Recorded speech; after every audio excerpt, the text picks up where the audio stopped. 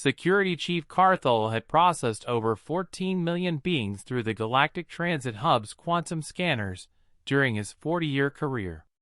The scanners analyzed molecular structures, identified biological signatures, and cross-referenced dimensional energy patterns against the Universal Thread Database. They had never malfunctioned until Daniel Rodriguez stepped through Gate 7. The scanners beam locked onto Rodriguez's left forearm and immediately began emitting harmonics that shouldn't exist in three-dimensional space. The quantum processing core, capable of analyzing subatomic particles in real time, stuttered, froze, and displayed an error message that sent eyes through Carthol's circulatory system. Alert! Subject has survived direct contact with Apex God. Classification: impossible. Threat level: undefined. Recommended action: immediate consultation with High Council. The terminal began displaying additional warnings in languages that predated known galactic civilizations. Ancient script scrolled across holographic displays, while emergency protocols activated throughout the station. Rodriguez stood calmly in the scanning chamber, apparently unaware that every security system in a 10-sector radius was now focused on his unremarkable human form. He wore standard civilian clothing, carried basic identification, and showed all the biological markers of a typical spacefaring human, except for the mark on his arm. "Sir!" Carthol addressed Rodriguez through the intercom, his voice carefully controlled. "Please remain stationary while we resolve a minor technical issue."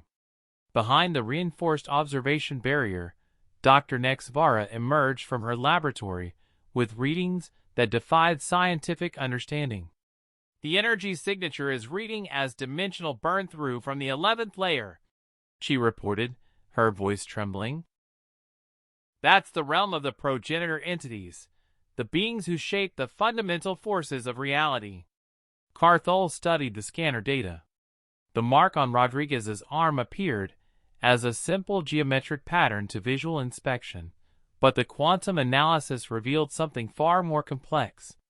The design existed simultaneously across multiple dimensional planes, its mathematical structure incorporating constants that governed universal expansion, entropy rates, and the strong nuclear force.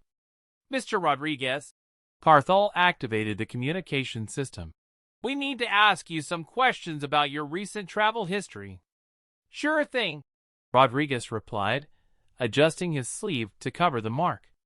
"Just came back from a research expedition. Archaeological survey of the Kepler 442 system." Dr. Nexvara pulled up stellar cartography data. Kepler 442 had been classified as a dead system for over 2 billion years.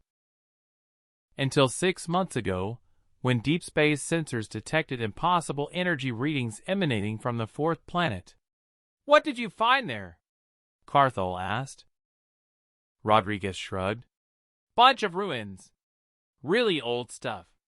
My team was documenting some kind of temple complex when we triggered what looked like a defensive system. Bright light, weird symbols, that sort of thing."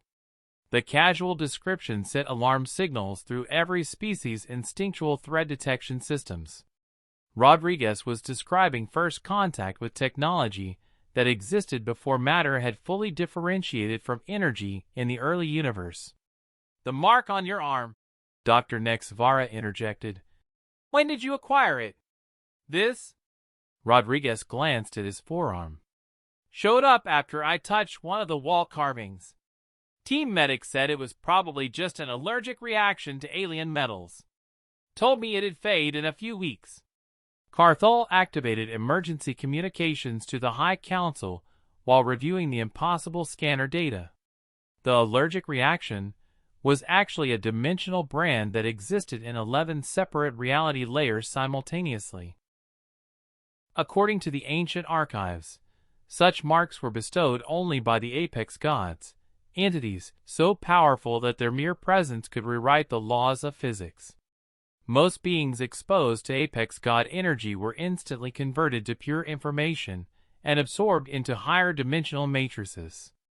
The fact that Rodriguez retained his physical form while carrying their mark violated everything science understood about reality's fundamental structure. "Mr. Rodriguez," Carthol asked carefully, "did anything unusual happen during this contact?" "Well, the whole team got knocked unconscious for about 3 hours. When we woke up, the temple was gone. Just empty desert where a massive structure used to be." Rodriguez paused. "Oh, and I've been having these weird dreams. Mathematical equations, mostly. Stuff I don't understand but somehow feel like I should." Dr. Nexvara nearly dropped her scanner. The equations Rodriguez dismissed as weird dreams were likely direct downloads of universal construction algorithms, the mathematical frameworks used to build galaxies, stars, and the quantum foam underlying spacetime itself. "Sir," the station's AI announced, "the High Council demands immediate transport of the subject for full analysis." Rodriguez checked his chronometer. "Look, I really need to catch the next transport to Earth.